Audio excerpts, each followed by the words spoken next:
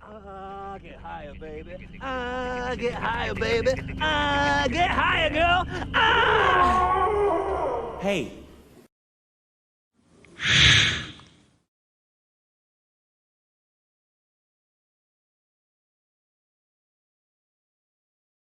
Hello, everybody, and welcome back to the Knights of the Pageless Library.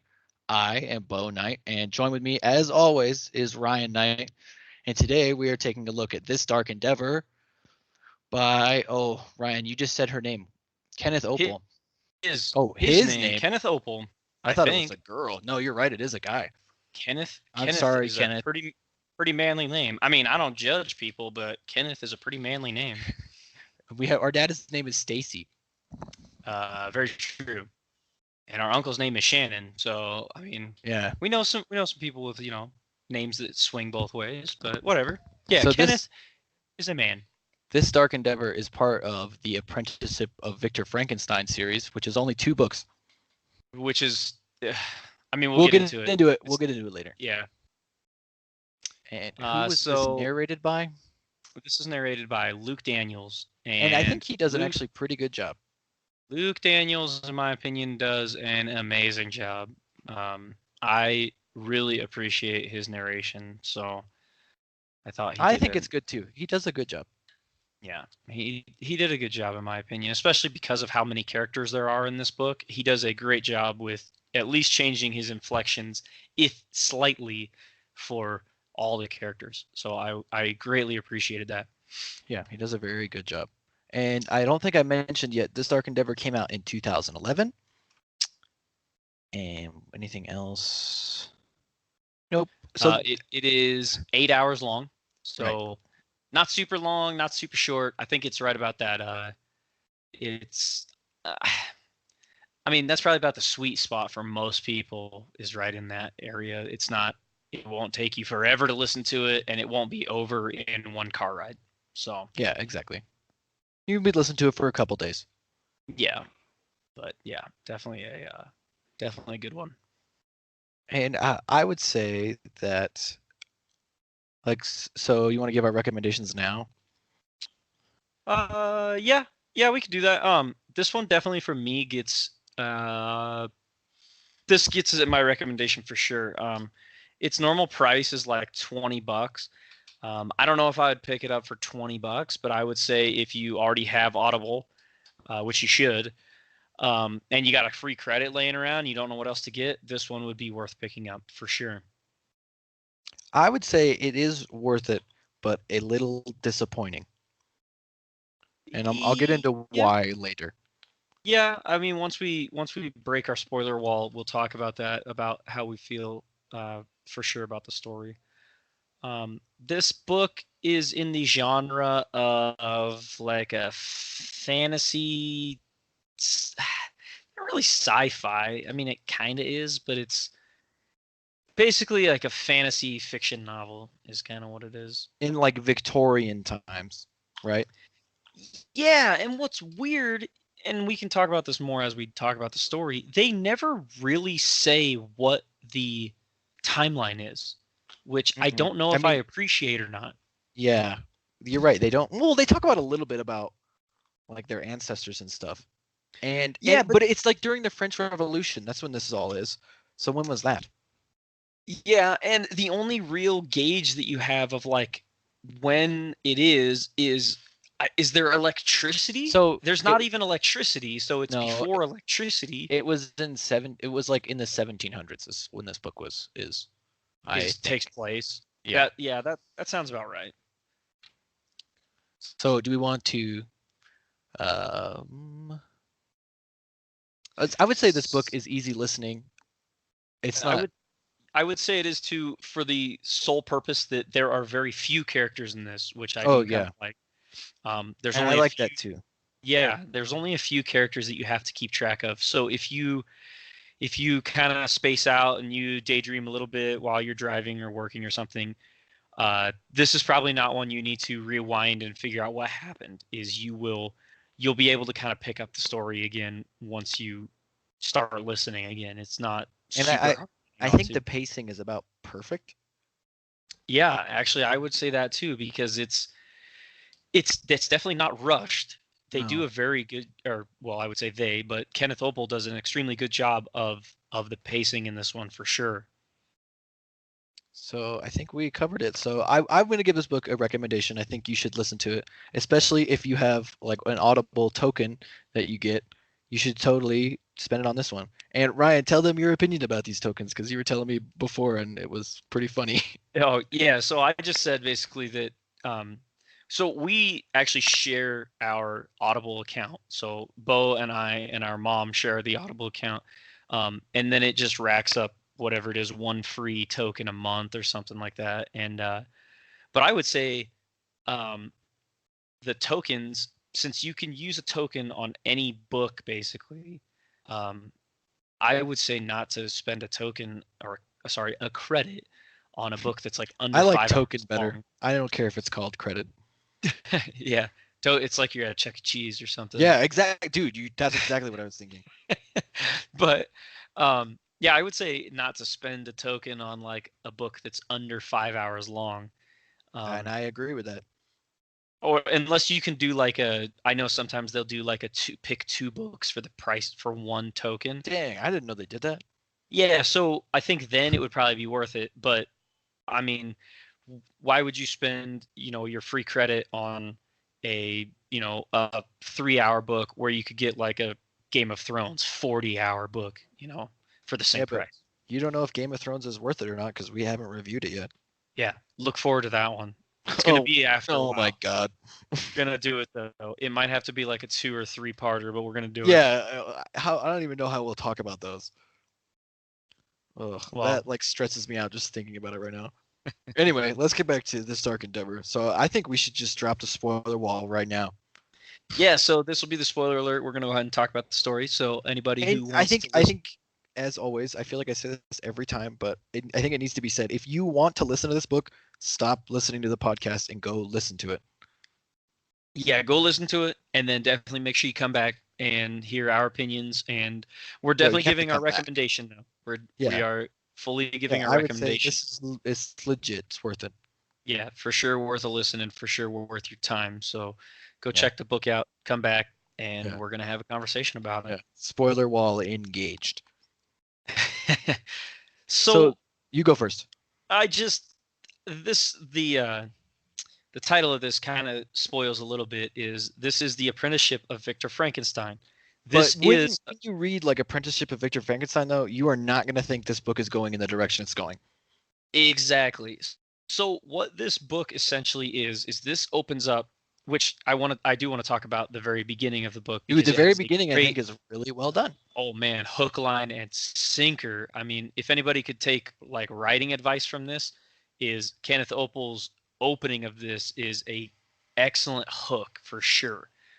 And Well, let's get into how it's told first. so this is basically told through Victor Frankenstein's eyes. And this is Victor Frankenstein is exactly that. He is who would eventually create Frankenstein's monster.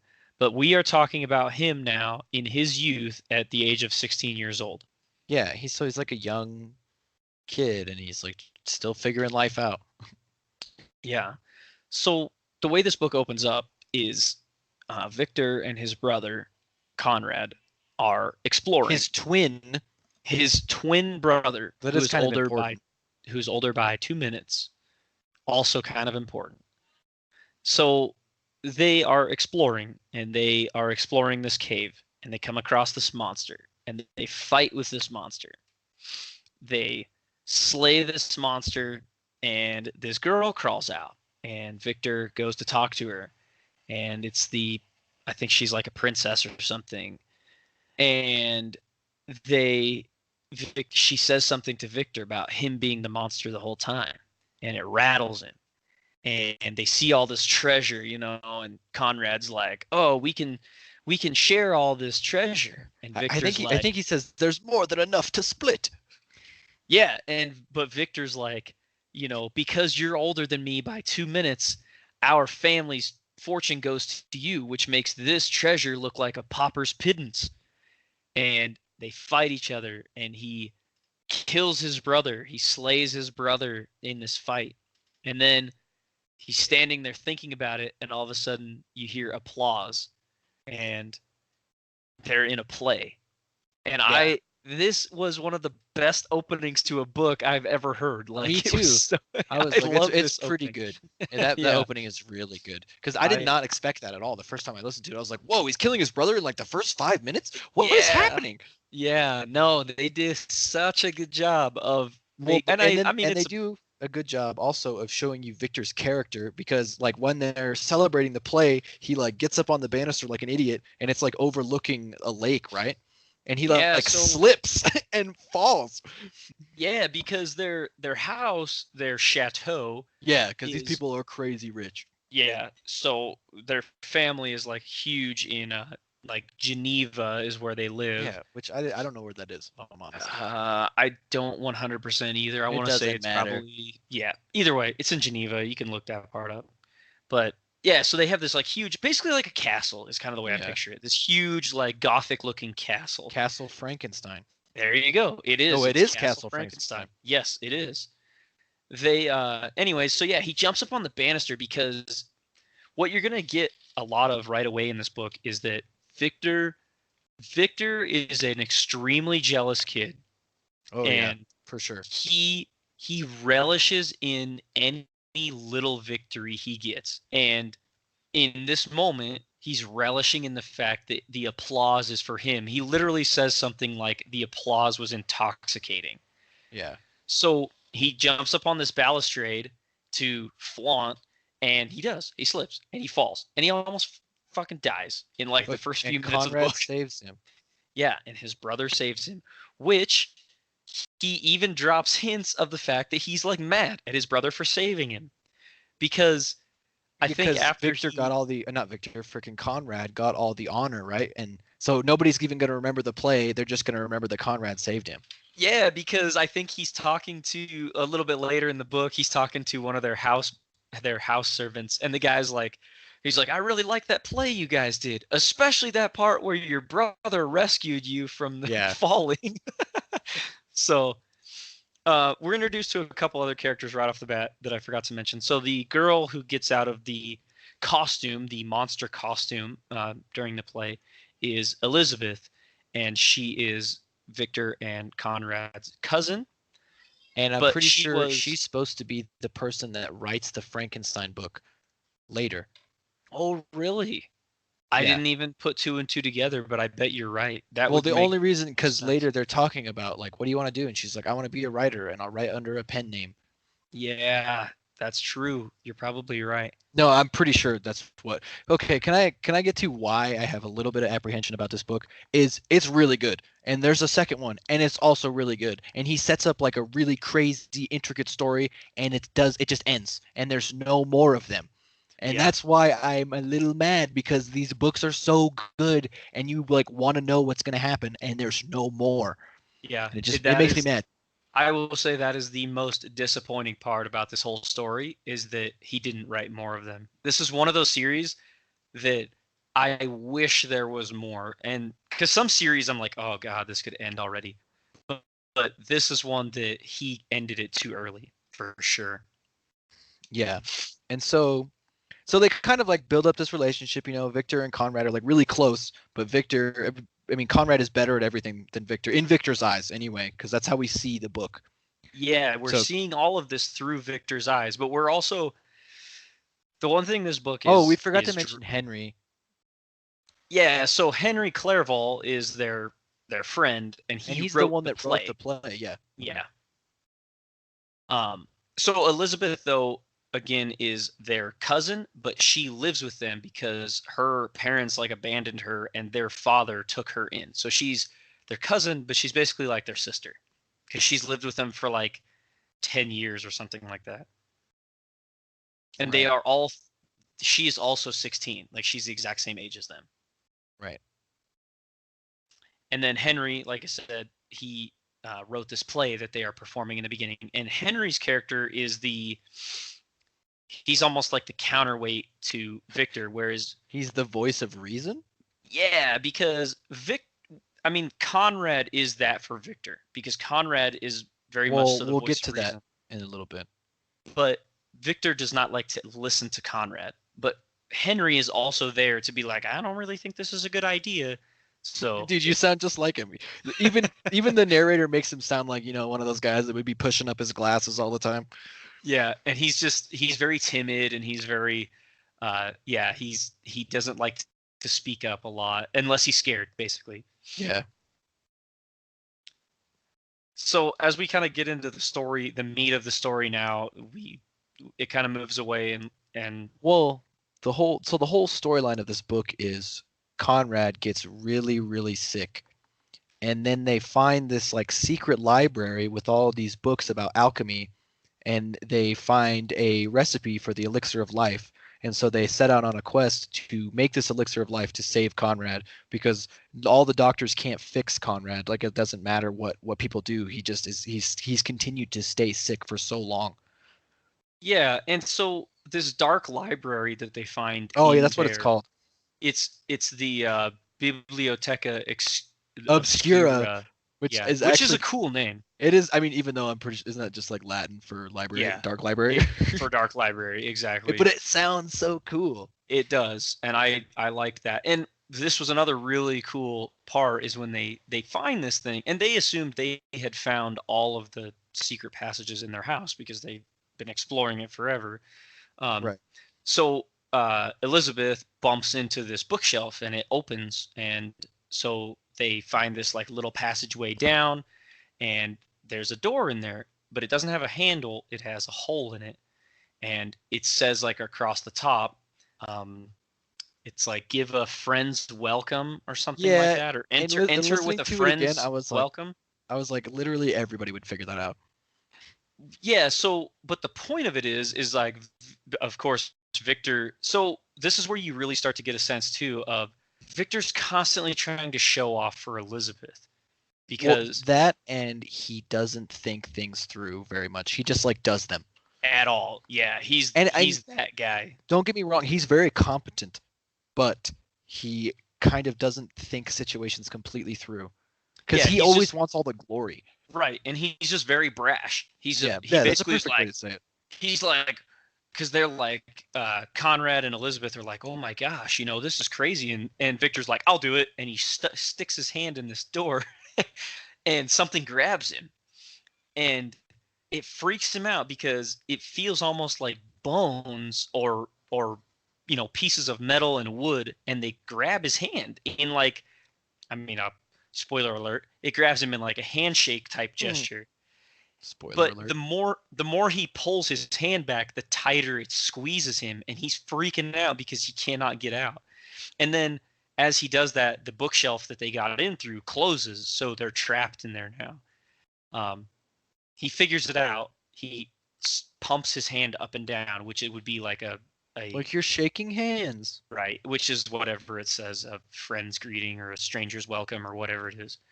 So they get into this dark library, and they start to find out that it's full of like alchemical and essentially magical books, basically talking about different forms of alchemy. And like both said, they come across this. Well, I don't know if they come across it right away. It's because their dad Conrad shows up. Yeah, he kicks them out of there. Well, no, and he tells them like alchemy it's basically nonsense. Yeah, which like it's not a real thing that's practiced in the world. Yeah, and we'll find out about it. Actually, I don't know if we find out any more about that in this book, but no, I don't think so. So, anyways, so Victor's like super intrigued by it though. He thinks all this alchemy stuff sounds amazing, and he's really curious about it. And then Victor has aspirations to change the world. Like that he wants to be known for like inventing something or being the first person to do something extremely special. Right. And so a little bit into this, we get to see a lot of back and forth between like Victor and Conrad, these little types of things like this, like constantly they're always trying to outdo each other, but because you're seeing through Victor's eyes, you get a sense that he refuses to play second fiddle to Conrad. He always wants to win at all of it. I get the sense that Conrad's just trying his best and he's just beating Victor, but it's not like Conrad is out like setting out to win. Conrad is just setting out to do his best. Right, and Conrad's best just happens to usually be better than Victor's best. Yeah, but Conrad is like super humble and super likable. Like he's not Right. an ass. He's actually like nice. Like when Victor loses, he's like, "Man, that was a close match. You were really good in there." Like he's not mad. And Victor and Conrad are really really close Yeah, because they're twins. Because they're twin brothers, exactly. Yeah, But they're they twinsies. So when they are fencing, they finish a fencing match, and when Conrad takes his mask off is when they realize he's ill. And Right, but Victor's like, essentially "Yeah, like- I finally beat him. Yes!" And then they find out he's sick. yeah, and then it's crazy because then Victor even he's so shallow that he's like, oh, did I only beat him because he was sick? Yeah. It's like, dude, who cares? Like Yeah, your brother brother's like is sick and dying. But that's like his first thought. It's like I only won because he was sick. Right. So they assume it's just like a fever and he'll be fine. Like he basically got a stomach bug. Well, they have several doctors come in because their family is rich as shit. They pay a bunch of doctors to show up and none of them can really figure out what's going on. They like bleed him and they try all kinds of stuff. Nothing's helping him. Well, Until the one I get the feeling in this timeline, it's like right when medicine is starting to modernize.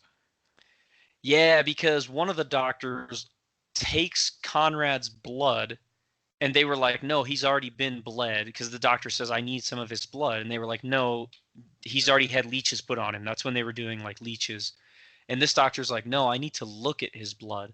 And he has like the first microscope and can look at the blood and try to gauge what's happening. And they don't really explain it very much because, I mean, Victor's just a kid. He doesn't really understand what's happening. Right. But But while Victor's this is very happening, interested in though, it too, though. yeah. He is very interested in the medicine, basically. Right. But while all And- this is happening, though, they like start working on the elixir of life. Like they find a recipe, but they can't read it, and so they need somebody to read it for them. Yeah, so they take it into town and they meet Polidori. Julius Polidori. And I'm going to go ahead and say right now, this is one of my favorite characters in a book too, because of the he's pretty way cool.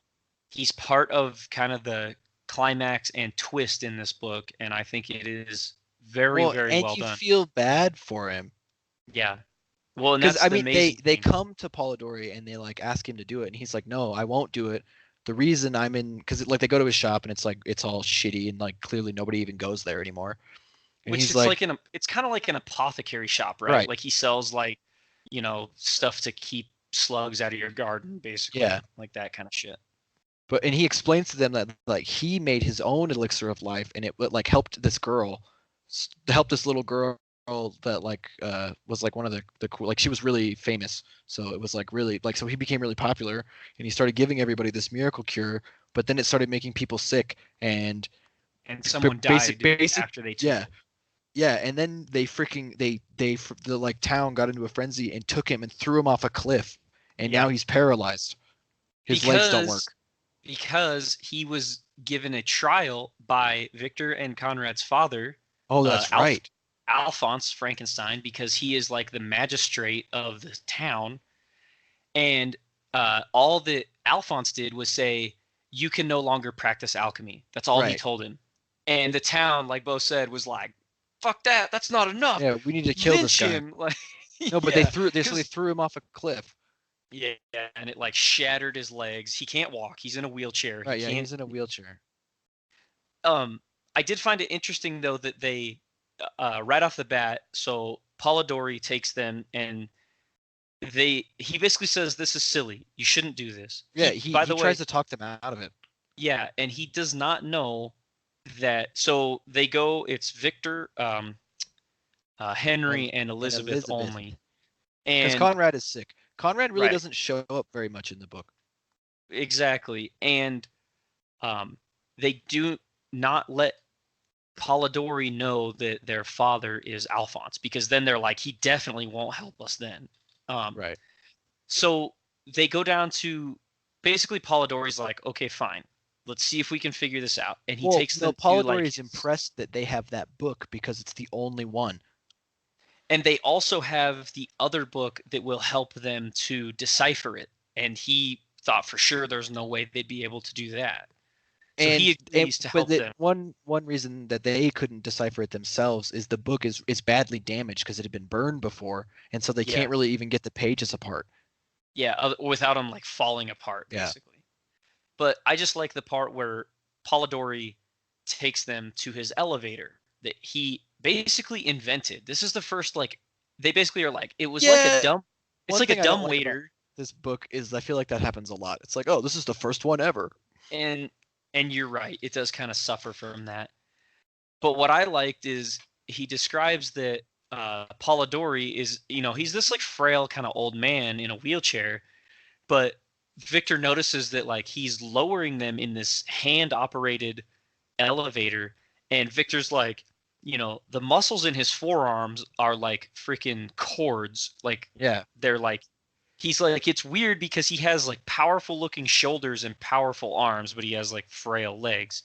Yeah, and he's that's also kind of like an really point. slumped and like it looks like he's given up. Like his he's, wig's all out of style. He's like all messy and shit. Yeah. Like he clearly doesn't care. Yeah, but he's jacked. Don't get that wrong. Right, and that's kind of an important point for later in the book. So they go down to Polidori's cellar, and Victor's pretty impressed because he's like, oh, this dude's a legit alchemist. Like, he has all this stuff down there and all these crazy things down there. And Polidori helps them to get this book apart. And he is able to decipher some of it and gets them one of the ingredients they need to create the elixir of life. Right. So basically there's 3 ingredients, like all good video games. There's 3 things you have to do. Yeah. And so there's 3 ingredients, and they have to go get them, and they only know about one at a time because it's like really hard to decipher. Yeah, because I can't figure out how it works, but this book he's going off of to do the translation, it's not like our alphabet. Like, it's not like, okay, there's 26 characters, that's it. Once you figure out the 26 characters, you can make words. He basically, it's almost like if you took our alphabet and like a Chinese alphabet and smashed them together and we're making words out of it. That and then like the next line, it like changes. So you have to like decipher each line differently. Yeah, so it's almost like time. When it was written, it's written in like 3 different languages with 3 different alphabets. Yeah. And so as he's going along, he's basically having to retranslate everything over and over. Yeah. That's why that's why he gives them the first ingredient, because it's the only one he can decipher at the time. And we need to mention that Polidori has a lynx as a pet. Oh, yes. And this lynx is super, super smart, supposedly because Polidori gave it like special herbs to increase its mind strength. Yeah. Its name is Craig, which is cool. Which is actually cool as hell. Yeah. And so the first thing they have to get is lichen from the Sternwald, right? But you can't see it during the daytime, so it has to be completely dark. And he gives them a recipe for this like potion, I guess, or like tincture. I don't know how you'd say it. Yeah, it's an elixir, whatever. Yeah, it's a liquid. It's called the Vision of the Wolf. And he gives it to Victor to make. Like he just gives him the instructions. Well, because you have to make it like shortly before you use it. So Polidori couldn't make it for them ahead of time. Right. Yeah. So he gives it to Victor, and he basically says, if you can make this, it will help you guys basically see in the dark. And Victor makes it, and he like finds he has a knack for making this kind of stuff. Yeah, because he puts this together, and he's having like a really good time too. Like he basically finds out right away. It's like his passion to mess with this stuff. Like and doesn't he get it right on the first try? Yeah, he gets it right on the first try, and he's also, the whole time he's making it, he's like, if I get this wrong, this could blind us, because you have to put it directly in your eyes. Yeah. And so he makes the thing, and then they get ready to go to the Sternwald with the Sternwald. The Sternwald. I just like the name.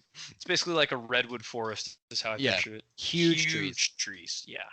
And so him, Elizabeth, and Henry. Henry. I don't know why I could remember his name. Yeah, they go to the Sternwald, and they like climb this big old. No, they put the wolf stuff in their eyes, but not Henry, because Henry's a little pussy. Yeah, Henry's there for like emotional support, but in a And negative way. carrying all the bags. Yeah, That's just what I imagine. They just load him down like a mule, and they go on their journey. because he's like, I'm not gonna climb the tree because I Yeah. have this weird fear of heights, which comes up a lot. I That have and this weird he fear of couldn't tight carry spaces. Like, the lantern. yeah, because he refuses to put the vision of the wolf in his eyes, which I did love. I love this part because Victor takes this stuff. He has no idea if this will work, and he drips it in his eye, and Yeah, and it, immediately like, his eye burns. is like on fire, and he's like, Yeah. "Oh my god, I screwed it up. I can't see. I blinded myself."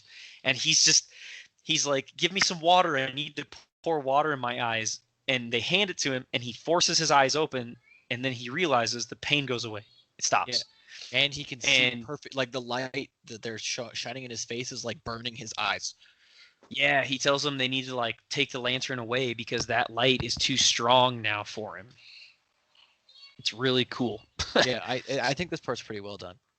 Yeah, I like this a lot. And So, so they find the tree where the lichen is, and they climb up, and they find a lichen, and they collect some, but they don't.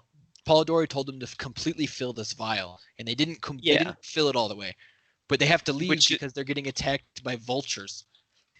not just vultures, they're Right, getting attacked by the Lammergeier. Yeah, they Which- do mention it beforehand. They're like, the Lammergeier is the biggest vulture in the world, and they like talk about just how big it is and what it does to kill stuff. Which, if you don't know, it's a real thing. No, it is a And real bird. And if it's you, awesome.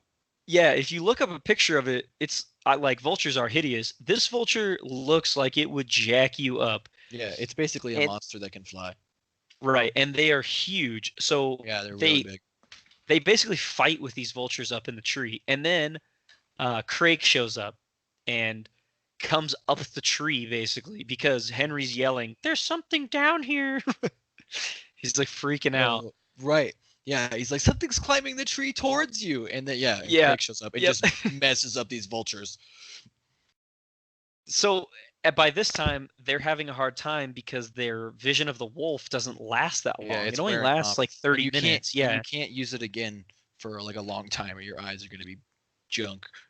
right. So this storm kicks up at the same time, and they have to basically get out of the tree. And so Craig essentially saves them, and Craig has this like little pouch on his neck And a note. and a note. Yeah. So Polidori essentially sent Craig to help them, this is where you really get a sense for like, okay, it's not like a normal Lynx if you can No, do it's that. super smart. Yeah, basically Right. Polidori was like, hey, Craig, you should go to the stern vault, find these guys, and help them if they need help. And he bring did it. and And bring bring the lichen back. Yeah, so because we didn't quite mention this, but because one, they're not supposed to be practicing alchemy because their father is like forbids it. Well, and I think Two- at this point, didn't he close down the dark library? Like they can't get back in there. But Victor Right. had taken the books, so he has them. Yeah, Victor has a few books that he needs, like if he wants to make some stuff. Two, they're not supposed to be talking to this Polidori dude at all because their father still knows who he is. Their father incriminated Right. him basically Well, And, and alchemy is illegal to practice. to practice at all. Yeah. So they also, because they're young, they can't like go to town basically and talk to Polidori by themselves without Well- like a really good excuse to go to town. Well, that and it's like I get the feeling the town's a long ways away. That's kind of what it sounds like, yeah, because Like you have to Elizabeth take goes like a to trip. yeah, she goes to church, but it doesn't sound like the church is in the same place as Polidori is. So after they get this first ingredient, that doctor that looked at Conrad's blood was like is actually able to heal Conrad, and so Conrad is Yeah. better for the first time in a long time. And they like tell him all about the pursuit for the elixir, and then he wants to help, and so they get the thing for the next recipe, which is it's like this really rare fish that only lives in these like deep ponds in these caves, so they have to like basically go spelunking and then fishing to catch it. Yeah, and it's a coelacanth. Which Yeah, that's what it's they- called. I couldn't remember. Yeah, and they assume that it's extinct because they're like, well, we learned about this because their father also teaches them, and he said they're extinct. And Polidori is basically like, well, I think you'd be surprised. At the bottom of Lake Geneva, there should be some caves, and this thing lives in extremely deep water, so there could be some down there that nobody even knows about. That's right. It's like could be. And okay, Yeah, well, they I'll didn't talk about even it in a know minute. for sure. There's some things that are too convenient for me. Oh, it's super like Ex Machina. Like, Yeah. yeah, for sure. So they go Um, spelunking. Well, actually, Victor makes this thing called the flameless fire, and he's like all excited to yeah. show. He's like, he gets in the cave, and he's like, "Turn off your lanterns. I'm gonna blow your minds." And he like pulls this thing out, and it's not very bright. It's like it just like glows a little bit. Yeah. So it's like, yeah, it's like this jar basically that when he lets like a little bit of oxygen in, it starts glowing like green. Is all it does. Yeah. But it's not very cool, and nobody's impressed. And Victor's like, "God damn it!" Yeah, and everybody's basically like, the lanterns are brighter, and yeah, they'll be fine. Shut up, Victor. You fucking suck. Yeah, and before they go in this cave, though, Henry's like, yeah, I would go in, but I have a fear of tight spaces. You know? Guys, I totally would do it, except for I can't. Yeah, so he's like, why don't I just wait outside for you Well, guys? and he brought books, so he like knew it was just gonna do that. Yeah. Yeah, it's actually kind of humorous, really. So yeah, they go down and oh yeah, I forgot they like had to trick this old lady to giving them the maps to the caves so they could know where to go. Yeah, because Polidori used to go in the caves with that dude. That's how Yeah. he got that ingredient last time he did Well, this. and the guy died Yeah, in the the dude- caves. Yeah, exploring the dude them. died. But this dude was like a super good map maker. Yeah. He used to, every time he would explore a cave, he would make a map of it. And yeah, they had to go get him from that dude's wife. It was kind of a weird little side quest, but they so they go down in this cave. They get way down in there. They go fishing for this extremely rare fish they don't even know is there, and they happen to catch it first try. Yeah, It's like- literally they like cast the things in and they're like, "Oh man, I hope there's fish." And it's the first fish they catch. And it's like a huge fish. So they like wrestle it and Victor gets his arm bit. Oh But yeah, the whole Victor time falls in the water. they're Yeah. wrestling this fish, it's like one of those Zelda levels when the water is just rising up and they like need to be leaving. And I'm pretty sure that's like what they like imply that's what killed the other guy, right? Was the fact that the water like starts rising out of nowhere. I think so, which is weird because lakes don't usually change No, tides. It doesn't make any so sense to me at all. Not really, but so they It's all actually get kinda wet. cool. Yeah, it is cool because of the way they get down there, and we see too in a couple parts Victor's kind of facade shatters a little bit. Like he gets stuck at one point crawling Yeah. through a little gap, and he freaks out. Like he like loses his mind at first. So I thought And then that was kinda Conrad's funny. like, "It's not that hard, dude. Just go through it." Because Conrad had already gone through it, and they're the Well, same and size. I feel like we forgot to mention too that Victor had like planned this whole trip before Conrad had gotten better. And so Victor was like, "This is all my thing, Conrad. Don't steal it from me." And then, but Victor Yeah. keeps like messing up a little bit each time, and Conrad is like, "You buffoon!" Yeah. That's true. And Victor doesn't want Conrad basically to take the reins because he's 'Cause trying to Conrad like is always in impress charge. Elizabeth. Yeah. Oh yeah, and we forgot to mention too that they're both in love with Elizabeth at the same time. Yeah, and I don't remember if it's like before or after this, It's but after yeah, this. they basically because like Victor, you get the feeling that he's like he has feelings for her, but he Yeah. doesn't ever like come out and say it. But he's always trying to impress her because she's a girl. So anyway, yeah, they And- get wet, so they have to use the fire thing that Victor made. So it's like, oh, a little bit of a win, but they like barely escape. And they like when they leave, they were gone for like a really long time, so there was no way that their parents wouldn't know that they were doing something they weren't supposed to. Yeah. And so they like they go home and like they suture up Victor's arm, and like His dad does. His dad like makes him admit all the freaking shit he's been doing. So he like learns about the elixir of life and stuff like that, and forbids them from continuing and blah blah Yeah. blah blah. It's like this little turning point. What? Oh man, I forgot what I was gonna say. I was gonna say there was something kind of funny though that comes out of all of it, but we can move on anyways. Yeah, let's just. Yeah, so they get the second ingredient.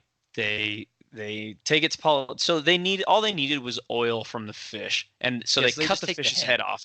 Yeah, and they hope that it's enough. They don't even know. So they get this back to Polidori, and Polidori's like, "Oh no, this is perfect. You know, I can make plenty out of this." And so then he's like, "And I also that's my favorite part too, is every time it's just like a video game. Every time they drop off one ingredient, he's like, by the way, I know what the next ingredient Well, is yeah, now. obviously. So they find out the third ingredient they need is Well, blood, actually, or sorry, you were skipping is- a lot. You're skipping a lot here. Oh Because yeah, actually I am. after when they're like under house arrest, Victor and That's Conrad right. Yeah. are fencing, but they're like, you can tell there's like hostility behind it all because Victor's really mad that he took the cave adventure away from him, and so he's Yeah, like and really he's taking it also to him. mad. Basically, too, he drops hints that he's like mad that Conrad's even feeling better now. Yeah, he is kind of a little bit mad about that. And then, but before the match, frickin' he admits that he loves Elizabeth to Conrad, and Conrad's like, yeah, I knew that, but and then they kind of Conrad get into a fight Conrad about it. loves Elizabeth though, and Elizabeth Loves Conrad. loves Conrad. So, oh, that's what I was gonna say. Is in the cave, they're all like freezing. They all got soaking wet, and because it's like getting dark and it's cold underground, they're like freezing. But they have to change clothes, and Elizabeth was smart enough to bring them all clothes. And Oh yeah, I literally, forgot about that part. Victor, this I found this hilarious, and there's a lot of little parts like this. Victor is such a freaking 16-year-old thinking with nothing but his dick that he's freezing, could possibly die, and does not forget to mention, I really wish I could just take a sneak a peek at Elizabeth changing her clothes. It's Oh like, yeah. dude, really? Like, Well, yeah, but I mean, he's 16. It makes sense. I know. I just thought it was. I'm not even saying it's a bad thing. It's almost good writing that he is remembering to mention those little tiny tidbits that Well, that Victor is completely thinking with his dick through 90% of this book. well, that and I think he does a really good job of like showing you Victor's irrational thoughts that he's having. Yeah, and I almost the second time around listening to this didn't actually. I think it's like the third time I've listened to it, but I almost didn't like it as much this last time because of that though, because I noticed a lot more that it's like, oh man, I'm Victor and I'm making this awesome thing. Oh, and now I'm thinking about Elizabeth. It's like, dude, we get it. But that's also the point the writer's trying to make is that he's like smitten over her. Well, and even though so they're fencing, and I mean Victor like is like I love Elizabeth too, and then they're still fencing. I mean, and Conrad's kind of like giving up obviously because he wants to just talk to Victor, but Victor's like still fencing, like really like going at him. Yeah. And then they get into like a real fight, and then freaking Conrad just goes white and passes out. Yeah. And basically he's sick again now. Yeah. And we forgot to mention that Conrad was better, but the doctor who fixed him told his dad and Conrad only that it might come back. His sickness might come back. That's why Conrad was like, yeah, let's definitely go find this elixir of life and let me help you find this elixir of life because I don't want to get sick again. Well, that and the treatment that fixed him, it cannot be administered again. Right. It's like a one-time deal. Yeah. So he does get sick again though. He falls ill again. Right, but he gets sick, but they're like, oh, there's people at the other people at the chateau that are sick. That's what's wrong with Conrad. Yeah, which But Victor couple other basically people- vows that he's gonna fix him anyway. It doesn't matter if that's what's ailing him. He's gonna give him the elixir of life, so he never gets sick again. Yeah. And Polidori like hides a message for him, right? Because they're not allowed to leave the house, and so he like hides a message for him at the church. Yeah, because Elizabeth, she's really religious, and Victor is not. Victor's No one else in the basically an family atheist. is. Yeah, and because Victor is an atheist because his father is an atheist, and but Elizabeth is religious, so they let Elizabeth go to church, and so that's the only place he could get the message. It was like in the church graveyard or something like that. Yeah. And Victor, when he goes to look for it, he's like, he can't find it, and then he's like, oh, Craig probably left it, and then he like looks in the tree, and that's where it is. Yeah, yeah, because Craig is just like, now you really are like, okay, this Lynx is insanely smart. So yeah, Polidori tells him, he's like, the next ingredient is close at hand. Wink, wink. Yeah, wink emoji, wink emoji. So Like- Victor, Elizabeth, and freaking oh my God, Henry, they all go to Polidori's shop, and Polidori tells them the next ingredient is bone marrow. And he says it has to be from someone very close to whoever's sick. Right. And so And- Victor's like, I'll do it, obviously. And first, Elizabeth speaks up. Yeah. So it's kind of interesting because Victor says, I'm closest to him. Clearly, I'm his twin. But Well, I'm his Elizabeth's blood. like, yeah, but Elizabeth is like, I'm also his blood. They're like first cousins or whatever. And and I love him, or something to that effect. She doesn't really say it because she knows they're like fighting over her. But Victor basically, he also refuses to lose this. He's like, no, cut my fingers off. They have to Right. cut So two yeah, fingers they off. have to take 2 fingers worth of bone marrow. Yeah. And so Victor says to do it, and then Polidori performs the procedure on him, and Victor's like, a little woozy because he lost a lot of blood. Yeah. And then so the elixir's basically done. But then they're like, okay, let's take it. And Polidori's like, no, I have to do another thing to it, so I can't let you have it. Yeah, and he also says something to the effect of it has to set for a day, Right. before it can be taken or something like that. And then Henry's reading over the notes of the translation, and he notices that the elixir has to be imbibed within 4 hours of making it. So Of he's like, making it, right. obviously Polidori's lying to us now. And so And Polidori's Yeah, like, he and- won't even give them the vial. Like Elizabeth Because- is like demanding it, and he won't give it to him. and Polidori's like, I just have to go upstairs and get something. Well, upstairs And this is when Henry grows a backbone. Yeah, and upstairs is up the elevator, which is also the only way into like this lower basement of his Mhm. freaking sex dungeon. It's the Sex- only yeah, way It's a sex dungeon. because he literally has 2 basements. He has one that is like downstairs. His elevator goes to that one, and then it goes past that one to a Yeah. lower one. And anyways, doesn't Henry like get in front of his wheelchair and is Yeah. like, give us the vial right now? Yeah, and then he's like, okay, I'll do it. And you're like, oh, okay, he's just gonna give it up. And then he freaking pulls out a cane and just smacks Henry across the head. And this is when you start to So- realize, like, Polidori is really strong. And so a lot of things happen right here. One, Polidori is crazy strong, and he's also crazy smart, and he's also a not super nice guy like you thought he was the whole book. Well, kind of, though. I don't think he's that bad, if I'm honest. He literally says then they're like they're gonna fight him over the vial, and he they fights. are fighting him. They, Yeah, they and- like break a bottle of some random thing on his head, and he like starts to smoke. It like acid burns him. But Yeah. he tells them in the middle of this fight, I was going to make 2 doses, one for your brother and one for myself. But But they you didn't didn't- bring it back enough lichen. Yeah, the lichen from the beginning. They didn't bring enough back. And so, listening to it again this time, I was like, Polidori's really not that bad. He wants to take the tried. elixir to fix his legs. Yeah, and he tried. He was gonna do it for both of them, but they Yeah. screwed up. So then when he only has 1 vial, he's like, well, fuck this. I'm taking it myself. Like, Yeah. And so yeah, they fight Polidori. They like light him on fire. Oh yeah, in his chair, like he like activates these spikes on the chair and is like That's what I was running gonna into them. yeah, that's when you find out he's crazy smart too. Yeah, you're like, what? He has, dude. It's like it reminded me of Twisted Metal every time. I don't know why. I was like, what? But it's like Twisted Metal and that scene from like Scary Movie 2, where Oh the dudes yeah, are like they're drag racing in their wheelchairs. yeah, Like, exactly. But Polidori's like he like knocks out Henry almost immediately, and then he's like Victor's like all woozy and doesn't really know what's going on because he just had like pretty major surgery. Like he lost He- 2 fingers. he got his fingers cut off, and I'm pretty sure they gave him like alcohol to Oh, yeah, kind of they stem the pain. And so Yeah, yeah, so they he's- they fight off Polidori and they get the vial back and they like go up the elevator and then they're like, man, this elevator is really heavy. Yeah, Polidori's just holding onto the bottom of it as they're lifting him up. Yeah, he's literally like climbing in just with his upper body. That's how Yeah, strong which is he is. impressive. Yeah. Yeah, Yeah, and for so anybody they- who's done any pull-ups at the gym knows it's hard to lift your body up to the bar. Polidori is essentially crawling up over the bar just with basically 1 arm Yeah, and useless legs.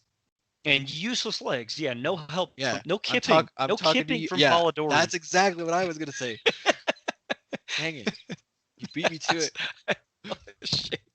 That's so funny though. Ugh, I was gonna say that. But No so what cross is- I don't fit from remember this dude. No, dude. Polidori is straight up freaking full body isolation. They like kick Polidori in the face right until he falls off. Well, and they also are like, look, if you don't let go of the side of this elevator, it's Oh gonna right, pinch he you out. grabs between the grabs a hold of Victor's legs. Yeah, and He's he like, has he's Victor's like, if legs. you don't let go of this, he's like, I'm gonna take your legs. He's like, fine, keep going, guys. Like, I take my legs. I don't care. You're gonna die, Polidori. And so Polidori lets go, right, and he falls back down. Yeah, he lets go and he falls back down to the basement. Right. And I know what you're wondering. Where is Crake, the super smart death lynx, at? Yeah. And so they get up, right, and he's like just chilling in front of the fire, sleeping. But then Victor hears something, and Yeah. he realizes Polidori is talking from the basement Yeah, up the chimney, to Crake. and Craig's ears are like perked up, Yeah. pointed towards the fireplace, like he's listening. He knows what Polidori's saying. And they So they escape, and then they like rent a boat because it's the only way they're going to make it back in time before the elixir front. Like, within 4 hours, yeah. right? So because they couldn't make it back on horseback, No, it would have taken too long, right? right? And so they make it out of the city, and then they like look back, and then like here comes Crake. He's like swimming out towards them, like super fast. Before we get past this part too, I thought this was super cool. Oh, you talking about the chain? Yeah, so this port in the city, I had never heard of this. This is probably a real thing, Oh, it but is I'd a never real thing. heard of it until this book. So the port Mr. to the Coast Guard, city, I feel like you should know this. I probably should, but this is way old school. Even though I think it would be effective today, to be honest. Oh yeah. So basically where the port comes in this city, there's 2 towers. And in these 2 towers, there's 2 basically chain hoists that raise and lower these chains between the towers. So during the day, to let ships in and out, they lower these chains down in the water so ships can pass. But to ensure no ships come in or out at night, they raise these 2 chains, one high and one low, across these towers, and they're huge. Like I'm assuming it's like 1.5 inch thick chain links, it's like huge. huge chains. It's huge enough. It's like the chain is so thick that if like a big ship's gonna go into it, it's gonna snap the masts off. Yeah, the whole point of it is to the ship runs into the lower chain, and if it goes any further, the upper chain snaps off the mast, so it can't go anywhere. Right, and they like I just thought have that was this cool. really cool part of really good sailing because of course Victor is a master sailor because he's rich, and they make it just past the chain. And he's like, "Whoo, we're home free." Yeah, and then Crake shows up, and Crake shows up, and they like try and catch him, but he's too fast. And then he eats the elixir. In the bottle it's in. He just eats it. So this is where you find too. I thought this was interesting. Crake he's a big cat, which anybody knows. He's a lynx. Anybody who knows that a house cat could jack you up. Crake could have killed all 3 of these kids, but he doesn't. All he does is he bites Victor's leg. Victor assumes he sank his teeth right into his leg, so Victor freaks out. But all the cat did go. Yeah, the cat bites into his pants and basically rips his pocket out, pulls the bottle out. That's it. That's all he does. And then they jump Crake and force Crake's hand. I don't like this part, if I'm honest. Oh no, I feel bad. Yeah, it's almost ridiculous too. So Crake swallows this bottle, and you're like, "Oh shit!" They're just gonna wait for the cat to poop, right? Oh no, So Crake like starts swimming away, and they catch him in one of the nets because the boat they're on happens to be a fishing boat, and they pull him in with one of these nets, and they just gut him and kill him. Yeah, they just kill him, and it's pretty vicious and gorily laid out. Yeah. And I like legitimately was like, oh, like closing my, like, you know how you like would like close your eyes and look away from a screen if it's something gross? Like I was doing that, but I'm listening to it, so it's not like I can look away. I can't get away from it. Yeah. And oh man, and even though I had listened to it before, this part still comes as a shock to me. Yeah, I agree actually. Yeah. And so they kill Crake and they throw him over the side of the boat, and they take the elixir of life out of his stomach. And and then Victor has a moment when he's like, what if I just drank the elixir of life and I never could get hurt or sick? Yeah, yep. Yeah, and then what I did like about this, something to him to put the elixir away, because he's like, because he's just like staring at the vial. Yeah, I do like that the author never forgets to let Victor's true personality boil to the surface every single time. So they get back to the chateau, and they like have to slowly drip feed Conrad the elixir. And then the next day, Conrad is better because he was like in such a bad fever that he wouldn't even wake up. Yeah, and they were worried that if they even gave him the elixir too fast, he would just choke on it. So they had to like basically, yeah, hold his head and just drip this into his mouth and let it just kind of soak. They said it took like an hour Yeah. to give him this little vial. And then, you're like, oh man, Conrad is so much better. And then, Victor gets in trouble, cuts his hand up, and then like the doctor examines Conrad and says he's better now. Oh yeah, and he's then like, the freaking big bombshell, like that I'm like, what? oh Freaking my God, Conrad dies. yeah, just dies. Not even in like a glorious way. He just literally dies. He just dies. He just dies in his sleep one night. Yeah. And I'm still like, oh my God. Because like the journey they went through was like so epic, and they like make it seem like, oh, they saved him. They did everything they had to save Conrad, and Conrad just dies.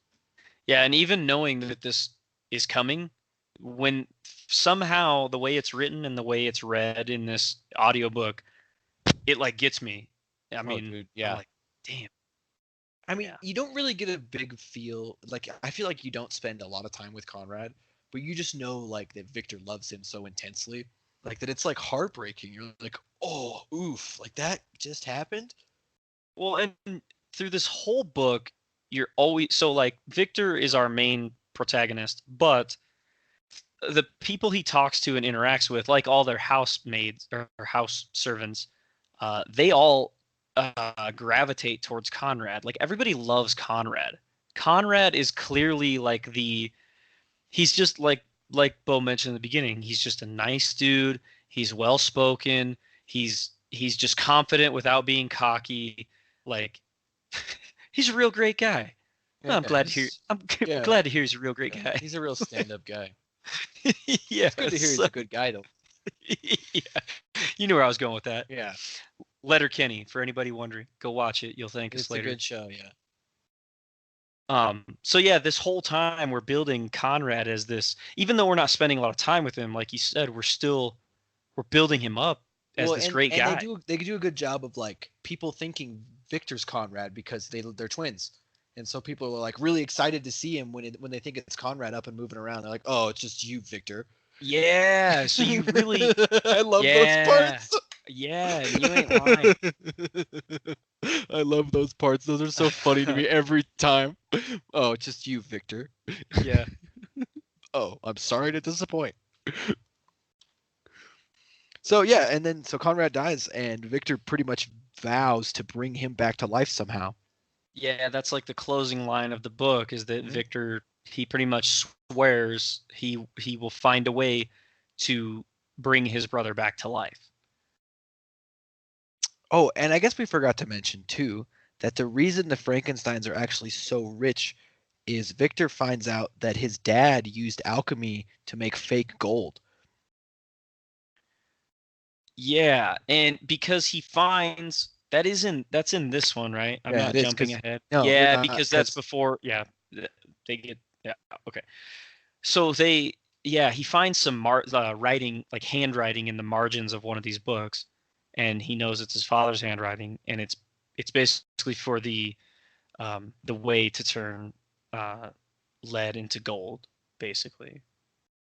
Right, which I don't know if anybody knows this, but like that was like the whole pursuit of alchemists back in the day, was to find a way to transform something into gold. Like that's what they were all really trying to do. When alchemy was like an accredited science, like that was what people were trying to use it for. Right. And basically what their father succeeded in was creating something that looked like gold. So he used it to pay for a ton of stuff, but it wasn't real. He knew it wasn't real, but nobody else knew it wasn't real. Right. It would like because like back in the day, like they would do things to test the gold, like to see if it was really gold, and it would pass all those tests, but it wasn't really gold. Yeah. Which, I mean, you'd think, because gold's only worth what we say it's worth, so you wouldn't think it really matters. But either way, dude, I didn't even think about it that way. It's like the space cash from South Park. It's only worth what you make it worth. Like the only reason $1 is worth $1 is because you and I both agree it's worth $1. Yeah, it's worth one McChicken. Not even that anymore. Are you sure? Dang, I don't dude. think so. The dollar ain't shit now.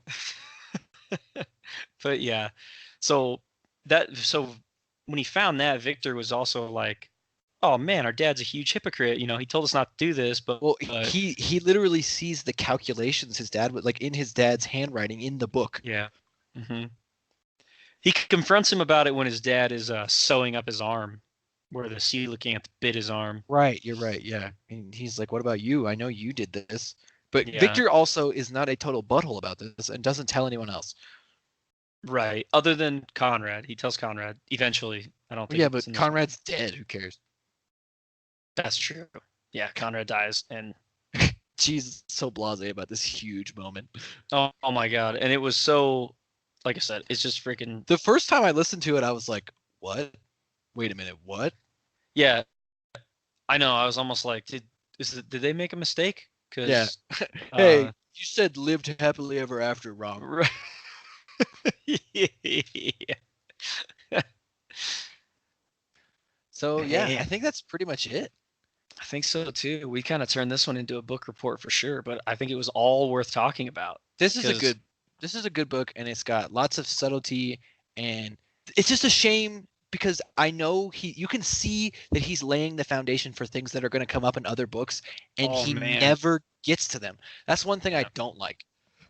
I agree. And he lays like it's a solid foundation too. Dude, if this was like a half a house, it's got like it's a nice basement. It's got stairs going up somewhere, and then the stairs just end. Yeah. And the basement's Yep. awesome. It's got a pool table and a hot tub and a sauna and a sweet weight room. And you're just waiting to see the regular house, but it's not there. But there's no house on top. Yeah. Yeah. Exactly. And he it's forgot just to build the really house on frustrating. top of it. Because the next book in this series, which is called Such Wicked Intent, is Such Wicked even Intent. better. It is Yeah. so good. Yeah, we'll have to talk about that one soon because it is an extremely good book as well. Well, now that you're mentioning that, let's talk about the next two books that we're gonna do. Okay. Yeah. So the next one we are doing is going to be a turbo episode, and it's on Rivals, which is an Audible original. hmm And then the next book after that we are doing is Hard Magic, which is another Larry Correa book. And yeah. So those Yeah, are our and next two. So, and what we were discussing, and I think we've discussed this in the past, but we'll just go ahead and do it since we're not getting any emails. Yeah, We'll no just hate go mail. ahead Where and are you do it. guys? We'll try to sit down and try to plan out a list of books we plan on doing at some point, hopefully in order, so that way people can look ahead of time and they can, if you finish a book before us, you can just go on to the next one. So it's going to be kind of like a book club kind of vibe, along with the reviews, I would say. Right. And that's kind of what we're going for. The only difference is we just get to discuss it with each other. And Yeah. if I know. anybody I would else like wants some to hate mail. Please. Well, that's just it. If anybody else wants to discuss them with us, please get a hold of us. You can email us at kotpl.pod@gmail.com. That right now is the most direct way to get a hold of us. We also have the Facebook, the Twitter. The Facebook, the Twitter, all under Knights of the Pageless Library. Right. Yeah, we, I mean, we worked really hard to make sure they all had the same name. Because it's an original name. And an incredibly clever one, which Bo came up with, by the way. Thank you. It was like an eye-opening moment for me. I was like, oh, that's a perfect thing to build this podcast around. And I mean but seriously, and you can engage with us on Facebook. I'm probably not going to get back to you right away. But if I check that email almost every day, so if you really, and I'm telling you, the first person to send me hate mail, I'm going to read it no matter what it says. So yeah, no censorship. No censorship at all. You can be as scathing as you want to be, please. Unless you're racist. And if you're racist, okay, if you're racist, then I'm not even going to acknowledge you because that's not cool. But you can make fun of me and Ryan as much as you want. Right. If you're racist, just let your thoughts go because nobody cares. Yeah. Just don't even bother writing them down.